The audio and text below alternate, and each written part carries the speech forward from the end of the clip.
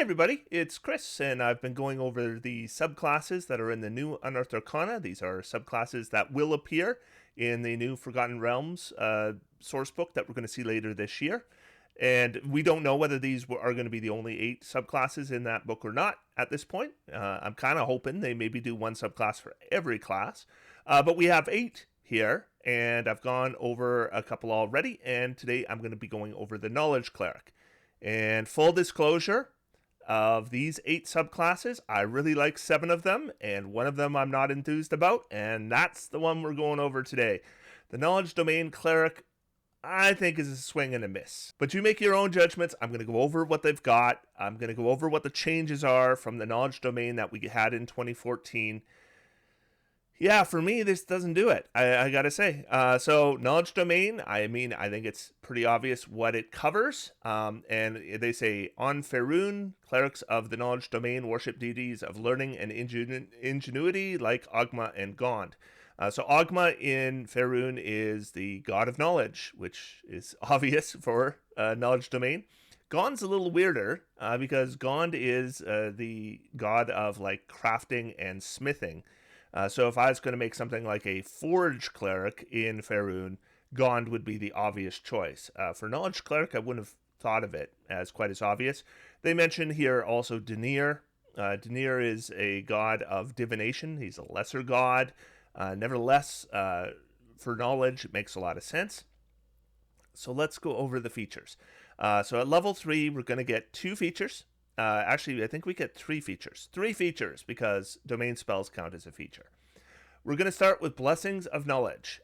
So you gain proficiency with one type of artisan's tools of your choice and 2 of the following skills of your choice: Arcana, History, Nature, or Religion, and you have expertise in these 2 skills. The second part of this, Knowledge Clerics got before. So you could add twice your proficiency bonus to the 2 skills you selected, which is functionally the same as expertise. The new thing is the proficiency with one type of artisan's tools, which I guess fits more with, Gond. Also, something like calligrapher supplies or whatever, I think works as well for knowledge-based characters. And one nice thing here is if you are, looking at crafting rules, then artisan's tools proficiency and being able to pick the one you want could be very helpful. So I think it's a good skill, not much different than what we had before. There is a significantly different change here to domain spells, and I mean in general. And I'm not sure they've explained why this change, but nevertheless, we see here the knowledge domain spells. I've highlighted a couple that I thought are particularly good spells that clerics normally don't get, like Arcane Eye and Synaptic Static. A lot of these are currently options for the cleric. We'll see that overall they largely center on divination, which makes sense. There are extra spells here. Like if I look at level 3, we've got Command, Comprehend Languages, Detect Magic, Detect Thoughts, Identify, Mind Spike. That's 6 spells. Then at level 5, Dispel Magic, Non-Detection Tongues, 3 spells.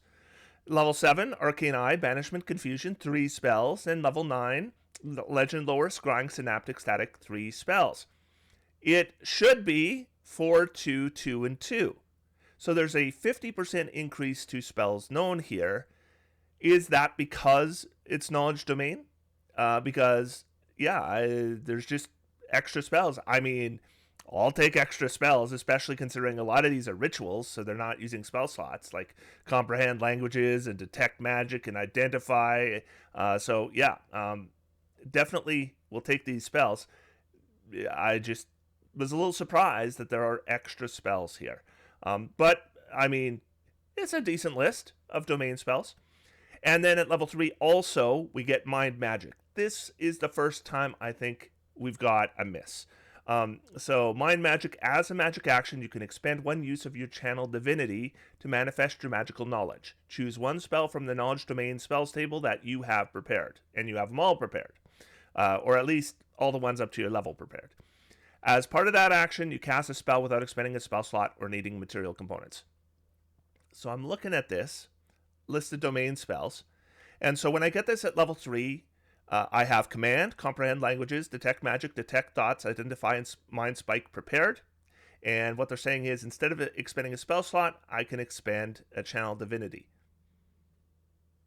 Is the channel divinity worth less than the spell slot, a first or second level spell slot? I don't know.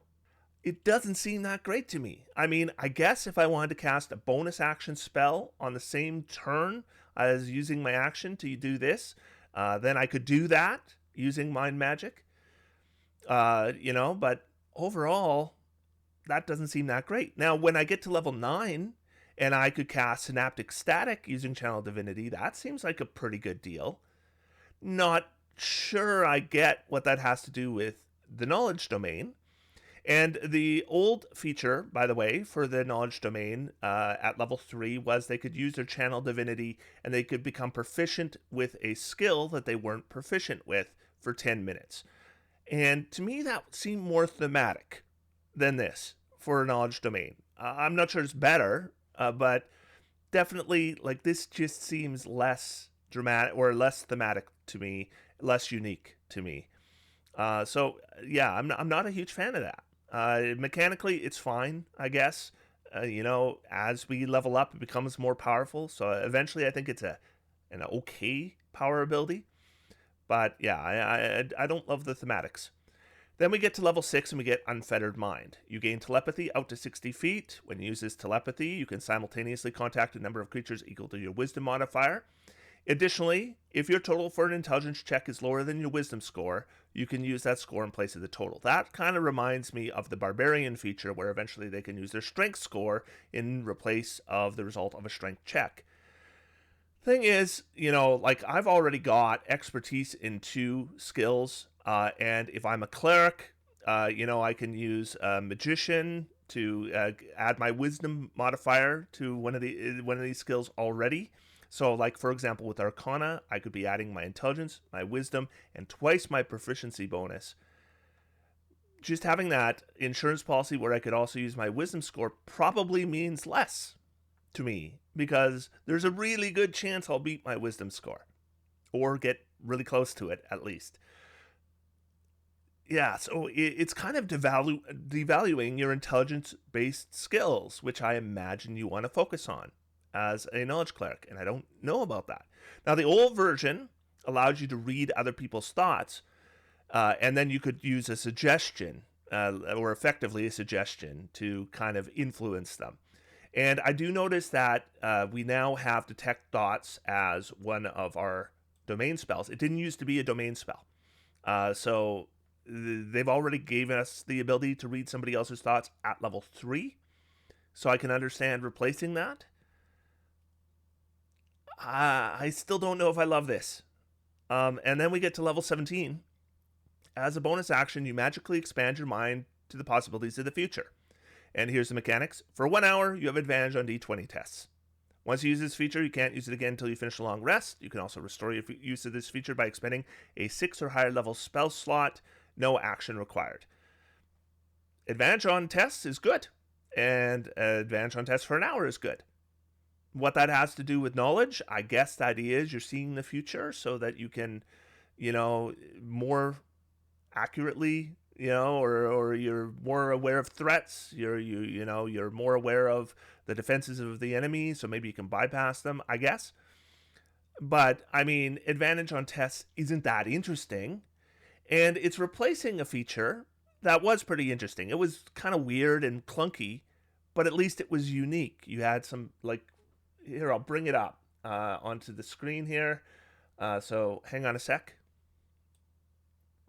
We used to get visions of the past, and we could do object reading and area reading and get information about objects in the area. And again, this was a little clunky in how it was worded, but it's unique, and it's interesting, and it's very much a feature that you could read without seeing the description of it and understand that it has to do with gaining knowledge.